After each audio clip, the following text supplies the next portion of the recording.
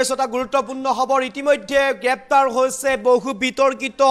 অভিনেত্ৰী নন্দিনী কাশ্যপ আৰু নন্দিনী কাশ্যপক গ্ৰেপ্তাৰ কৰাৰ পিছতে উপস্থিত হৈছে গৈ নন্দিনীৰ মাতৃ দিছপুৰ আৰক্ষী থানাত আৰু দিছপুৰ আৰক্ষী থানাত নন্দিনীৰ মাতৃ উপস্থিত হোৱাৰ পিছতে কেইবাটাও বিস্ফোৰক মন্তব্য কৰিছে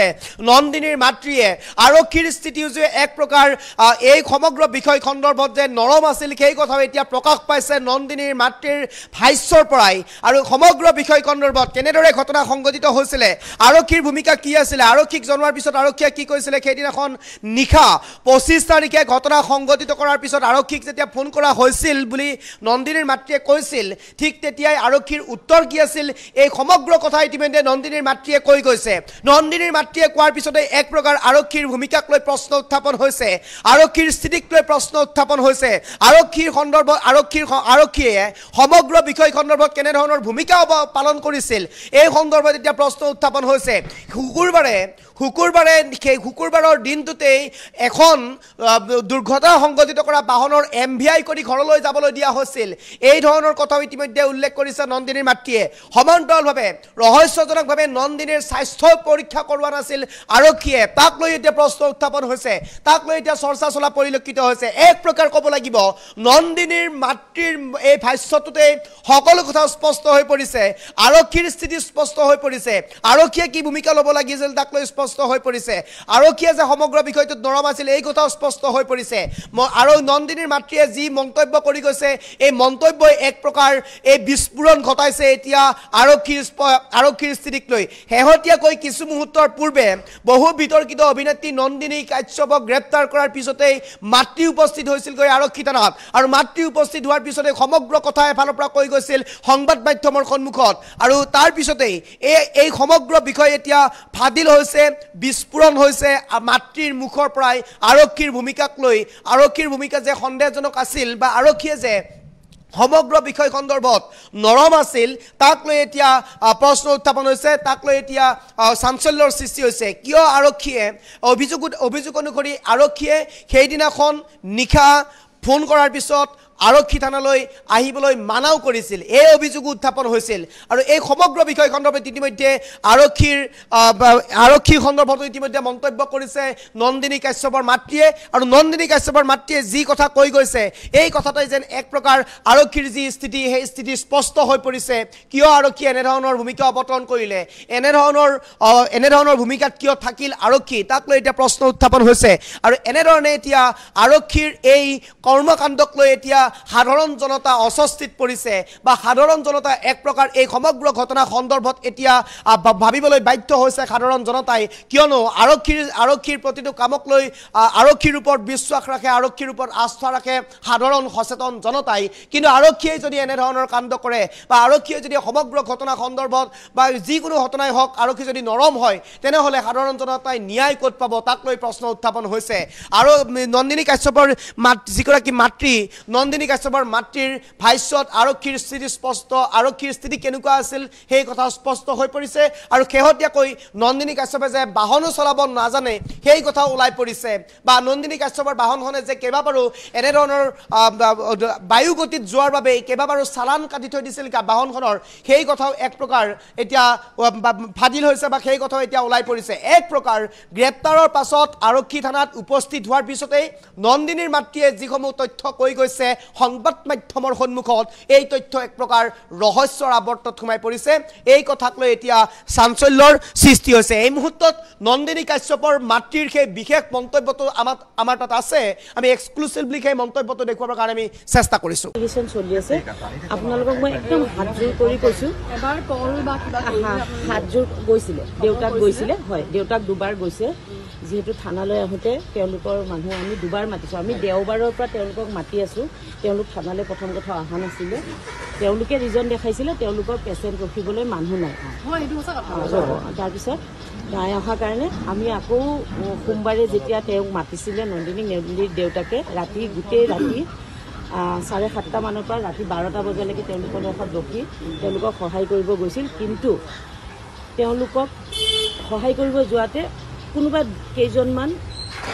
যুৱক আছিলে যিকেইজনে আমাৰ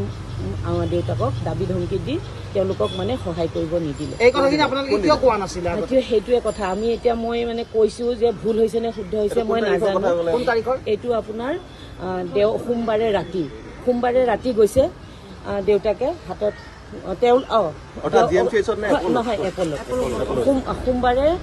সোমবাৰে যেতিয়া থানালে তেওঁলোকৰ মানুহ আহিছিলে তেওঁলোকৰ মোমায়েকজনে নিজে কৈ গৈছিলে যে আমাৰ অকণমান আৰ্থিক অৱস্থা বেয়া, আপুনি আমাক অকণমান কেছ পইচা দি সহায় কৰিব। তেতিয়া নন্দিনীৰ দেউতাকে ৰাতি গৈছে তেওঁলোকক দিবলৈ পইচা দিবলৈ বা খবৰো লৈছে। ICUত গৈ তেওঁ চাইছেও, নন্দিনীৰ দেউতাকে চাইছে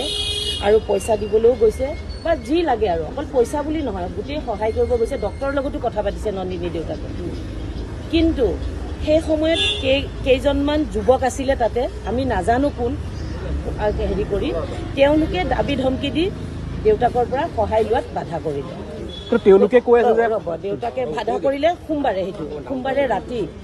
মঙলবাৰে যোৱাকালি যে ঢুকাইছে, ঢুকুৱাৰ 5 মিনিট আগলৈকে নন্দিনী দেউতাক তাতে আছে, 5 মিনিট হস্পিটেলতে আছে। তেতিয়াও তেওঁ সম্পূৰ্ণ সাজু হৈ গৈছে যে তেওঁলোকক সহায় কৰিব। কিন্তু সেই কেইজন মানুহৰ কাৰণে সেই তেখেতলোকক দাবী মানে বাৰে বাৰে মানা কৰি আছে যে আপোনালোকে পইচা নল'ব, একো সহায় নল'ব তেওঁলোকক। গতিকে তেওঁলোক কোন মই নাজানো। গতিকে মই এই কথাটো কোৱাটো শুদ্ধ হৈছে নে ভুল হৈছে নে শুদ্ধ হৈছে সেইটোও মই নাজানো। কিন্তু এই কথাখিনি ক'বলৈ আমি সুবিধা পোৱা নাই আৰু আমি বিচৰাও নাই এইটো সময়ত বেলেগ এটা কণ্ট্ৰভাৰ্চি হওক। যিহেতু ইমান দুখিত, ইমান এটা ডাঙৰ ঘটনা হৈছে, আমিও ভয় খাই আছোঁ, তাইও ভয় খাই আছে। গতিকে এইখিনি মই আপোনালোকক আজি ক'লোঁ যে আমি নোযোৱা নহয়, এতিয়াও আমি সাজু। তেওঁলোকে যি ক্লেইম কৰে, যেনেকৈ ধৰণে বিচাৰে আমি সাজু। আৰু তেখেতৰ পৰিয়াললৈ আমি শোকবেদনা পঠাইছোঁ। আমাৰ পৰিয়ালৰ ফালৰ পৰা আমি বহুত দুখিত। আমি কোনো কাৰণতে জানি বুজি কৰা নাই, আমিও শিকোৱা নাই সেইটো কথা। তেওঁ ব্যস্ততাৰ মাজত আহিছিলে ঘৰলৈ, ৰাতি এনেকুৱা এটা হ'ল, সেইটো কাৰণে আমি দুখিত। তেওঁ গাড়ী নচলায়, আমাৰ ড্ৰাইভাৰ আছে, এতিয়াও আছে, বহি আছে ড্ৰাইভাৰ। সেইদিনা ড্ৰাইভাৰ আছিল নেকি? সেইদিনা ড্ৰাইভাৰ নাই। সেইদিনা তাই আহিব লগা হোৱাৰ কাৰণে বেলেগ আৰু গোটেই মানে কিবা এটা কামৰ কাৰণে ড্ৰাইভাৰটোক থৈ আহিছিলে। আৰু সেইদিনা তাই আহিছিলে, তাইক বেষ্ট এক্ট্ৰেছৰ এৱাৰ্ড দিছিলে বেলতলা ৰংগমঞ্চ অডিটৰিয়ামত। মই নামটো বৰ্তমান মনলৈ অহা নাই। সেই এৱাৰ্ডটো ল'বলৈ তাই ভাবিছিলে ৰাতি আহি দিনত অকণমান ঘৰত ৰেষ্ট কৰি ইভিনিং তাই সেই ইভেণ্টটো এটেণ্ড কৰি তাই গুচি যাব। গতিকে ইয়াত কাৰো ভুল নাই, এইটো সম্পূৰ্ণৰূপে এটা এক্সিডেণ্ট কথা। আমি বহুত দুখিত তাৰ কাৰণে। আপোনালোকক মই মানে হাতযোৰ কৰি কৈছোঁ, তেখেতলোকৰ পৰিয়ালৰ লগত আমি সদায় থাকিব বিচাৰিছোঁ, আছোঁ আৰু থাকিম। কিন্তু আপোনালোকে অকণমান আমাক সুবিধা কৰি দিয়ক, যিটো আমি বিচাৰিও পোৱা নাই। আৰু সেই হস্পিটেলত যেতিয়া দেউতাককে ধমকি দিলে তাৰপিছত আমি শংকিত হ'লোঁ। আৰু আমি যিগৰাকী ICU আছিলে তেখেতৰ লগত সোমবাৰে যেতিয়া ৰাতিপুৱাৰ পৰা এই নিউজবোৰ বাজিছে, মই আৰু দেউতাক নিজে আহিছোঁ IC জনৰ ওচৰত যে আপুনি ফোন কৰক বা ল'ৰাজনৰ খবৰ লওক, যি লাগে যে GMCত ভাল ট্ৰিটমেণ্ট নাপাব, তেওঁক প্ৰাইভেটলৈ আনিবলৈ দিয়ক। এই কথাখিনি আমিয়ে তেখেতলোকক ছাজেষ্ট কৰিছোঁ, আমিয়ে ফোনত জনাইছোঁ। কিন্তু আমাক নহয়, নন্দিনীৰ কথাটো আপোনালোকে যে বাৰে বাৰে টানি আছে, নন্দিনীক আপোনালোকে থিয়েটাৰৰ কথা জানে, তেখেতলোকৰো এটা বাধ্যবাধকতা আছে। নন্দিনীৰ দিনটো এইবিলাক, কাৰণ আৰু এটা কথা, বৃহস্পতিবাৰে হৈছে, শুক্ৰবাৰে দিনটো নন্দিনী থানাত আছিল, কাৰণ গাড়ীখনৰ গোটেই প্ৰচিডিউৰটো কৰিছে। শুক্ৰবাৰে দিনটো থাকি ৰাতি তাই গৈ প্ৰেক্টিচ কৰিছে। আকৌ তাই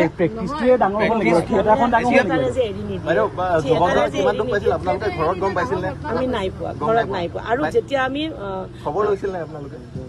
লৈছোঁ, কিয় লোৱা নাই, আমি থানাৰ পৰা পুলিচক ফোন কৰাই খবৰ লৈছোঁ, কাৰণ আমি যাব পৰা নাই। কাৰণ পৰিস্থিতিটো এনেকুৱা, আমিওতো লয় নাই মানে যিটো অৰ্ডাৰ সেইটো আমি ভাঙিব নোখোজোঁ। কাৰণ বস্তুটো আমি যোৱাৰ লগে লগে যদি আৰু এটা বেলেগ ধৰণৰ অনাকাংক্ষিত ঘটনা হৈ যায়, তাৰ কাৰণেতো আমিয়ে দুখী হওঁ।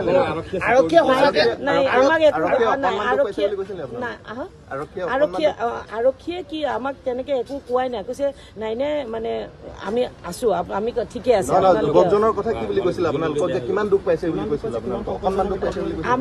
আমি তাৰপিছত আপোনালোকে খবৰ লওক আৰু তেওঁলোকক কিবা সহায় লাগে নেকি তেওঁলোকক মাতি দিয়ক আমাক। কিন্তু আৰক্ষীয়েও মাতিছিলে তেওঁলোকে আহিব নোৱাৰিলে দেওবাৰে কিন্তু দেওবাৰে নহয় চৰি তেওঁলোকে আহিব নোৱাৰিলে কি কয় হয় দেওবাৰৰ ৰাতিপুৱাৰ পৰা মিডিয়াত যেতিয়া এইবোৰ বাজিছে তেতিয়াহে আমি ইমান ডাঙৰ ঘটনা বুলি মানে গম পাইছো নিশা আৰক্ষীয়ে যাবলৈ মানা কৰাটো সঁচা নেকি দিছপুৰ থানালৈ তেওঁক কৈছিল নেকি নিশা বহুত হ'ল আজি আহিব নালাগে কিন্তু মই নাছিলো স্পটত মই নাজানো নন্দিনীয়ে কৈছে এই কথাটো নন্দিনীয়ে ফোন কৰি জনাইছে আমাক পিছদিনা মাতিছে আমি গৈ শুক্ৰবাৰেই তেওঁলোকক গাড়ী চমজাই দিছো শুক্ৰবাৰেই গোটেই বস্তুখিনি MVI ৰিপৰ্ট পৰ্যন্ত আমাক তেওঁলোকে এইটো বৃহস্পতিবাৰে ৰাতি শুক্ৰবাৰে আমি ৰাতিপুৱাৰ পৰা থানাতে আছিলো বৃহস্পতিবাৰে পুৱতি নিশা গৈছিল নহয় নাই যোৱা বৃহস্পতিবাৰে ৰাতি বৃহস্পতিবাৰে সেইখিনি পুলিচে জানিব মই সেইবিলাক নাজানো সেইখিনি মই দেখা নাই মই নাজানো নাই মই তেনেকুৱা একো কথা মোৰ তেওঁলোকৰ লগত পাতা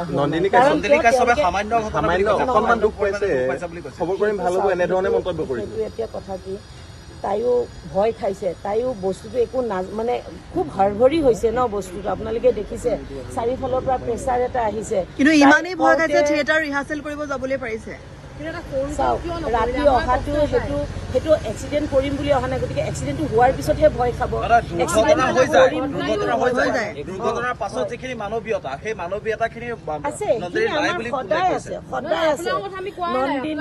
নন্দিনীও কৈছে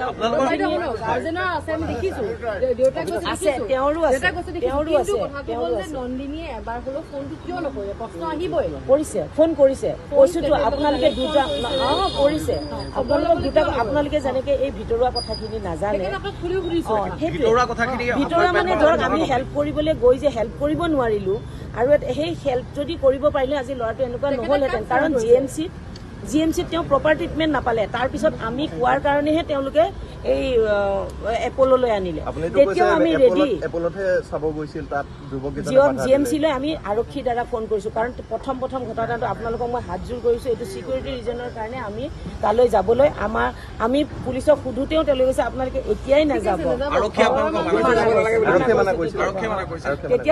তেতিয়া তেওঁলোকে চিকিউৰিটি ৰিজনৰ কাৰণে দেই বেলেগ কাৰণত নহয় কৈছে আমি খবৰ লৈ দিছো তেতিয়া কৈছে যে আপোনালোকে এতিয়াই যাব নালাগে বস্তুটো ইমান হেৰি হৈ আছে কিবা এটা অনাকাংক্ষিত ঘটনা হ'ব পাৰে বুলি লৈছে তেওঁ ফোন কৰিছে কোনে সেইটো মই এতিয়া ডিটেইলছ জানে নন্দিনী আজি নহয় নন্দিনী আজিৰ পৰা 4-5 বছৰ আগৰ পৰা গাড়ী চলায় নন্দিনীৰ লাইচেঞ্চ আছে আৰু গাড়ীৰো সম্পূৰ্ণ কাগজ পত্ৰ আছে আমি সকলোখিনি থানাত জমা দিয়া হৈছে থানাই সকলো ইনভেষ্টিগেশ্যন কৰিছে আৰু তাৰপিছতহে যাবলৈ দিয়া তেওঁ নচলোৱা নাছিল সেয়া ড্ৰাইভাৰে চলায় বাইদেউ মাজে মাজে নামনি অসমলৈ তেখেতে যায় থিয়েটাৰৰ কামত যায় ড্ৰাইভাৰক জালুকবাৰীত নমাই দিয়ে তেখেতে নিজে গাড়ীখন চলাই যায় যায় বিভিন্ন কথা এইবিলাক সামাজিক মাধ্যমত চৰ্চা হৈ আছে মানুহেতো ক'বই আমিতো কাকো একো বাধা দিব নোৱাৰো ন গতিকে ইয়াত কোনে কি কাৰণে কি উদ্দেশ্যেৰে ইমান কথা কৈছে সেইটোত আমি একো কমেণ্ট কৰিব নোৱাৰো আমি নাজানো নহয় এতিয়া আমি কেনেকে জানো যান বাহন আইন ভংগ কৰাৰ অভিযোগ আছে নাই সেইটো নাই নিশ্চয় আছে এতিয়াও আছে আৰু এইখিনি আইনী প্ৰক্ৰিয়া শেষ হলে নিশ্চয় আমি গৈ আপোনালোকে যদি লগত থাকেও আমি গৈ নিশ্চয় আপোনালোকৰ মানুহ নলবাৰীলৈ যাবলৈ খবৰ ল'বলৈ আজি মৰণোত্তৰ পৰীক্ষা হ'ব তাত আপোনালোকে যোৱা চিন্তা চৰ্চা কৰিছে নেকি নাই এতিয়া আমিতো এতিয়া যিহেতু এইটোৱে মেৰ পাছত সোমাই পৰিছো গতিকে আমি এই কামখিনি আগতে শেষ কৰি লওঁ এটা কথা কওক যে আপোনালোকে টকা দিব গৈছিল টকা নললে কিন্তু তেওঁলোকে কান্দি কৈছে যে টকা আমাক প্ৰয়োজন হৈছে কিয় কৈছে নাজানো আমাক কিন্তু থানাতো কৈ গৈছিলে মোমাইকজনে যে আমাৰ টকা নলওঁ বুলি কোনে কৈছিলে টকা তেওঁলোকে কোৱা নাই তেওঁলোকৰ পৰিয়ালৰ মানুহে কোৱা নাই কেইজনমান মানুহ আছিলে তাতে যিকেইজন মানুহে তেওঁলোকক বাধ্য কৰালে যে আপোনালোকে পইচা আৰু এটা অভিযোগ আছে তেনে ন্যূনতম টকা আপোনালোকে যাচাৰ অভিযোগ আছে কালিও গৈছে মোৰ মানুহজনটো নন্দিনী দেউতাক কালিও তেখেতৰ মৃত্যুৰ 4-5 মিনিট আগত ঘৰত আহি পাইছে আকৌ তেওঁ গৈ মানে চানমাৰি পাই মানে ইফালে খবৰটো অহাৰ কাৰণে আৰু অকণমান সিচুৱেশনটো কেনেকুৱা হৈছে আপোনালোকে জানে গতিকে তেওঁ সেইখিনিত ৰখি দিলে বাইদেউ তেনে ন্যূনতম টকা আপোনালোকে সামিউলৰ পৰিয়ালক যাচা বুলি এক অভিযোগ উত্থাপন হৈছে সামিউলৰ পৰিয়ালে এই কথা কৈছে কি ক'ব এই ক্ষেত্ৰত সেইটো নহয় পইচাৰ কোনো হেৰি নাই লিমিটেশ্যন নাছিলে আৰু এটা কথা যোৱাকালি তেওঁলোকে ৰখাইছে যে ডক্টৰ আহক, ডক্টৰে কি কয়। তেখেত ক'লোতো সন্ধিয়াল তেখেত ঢুকোৱাৰ আগমুহূৰ্তলৈকে তাতে ৰখি আছে আৰু দুপৰীয়া যিখন ডক্টৰৰ লগত মিটিং হৈছে তেওঁলোকৰ পৰিয়ালৰ, মোৰ মানুহজন বাহিৰত বহিয়ে আছে। বাইদেউ চামিউলৰ পৰিয়ালে এটা কথা কৈছিল যে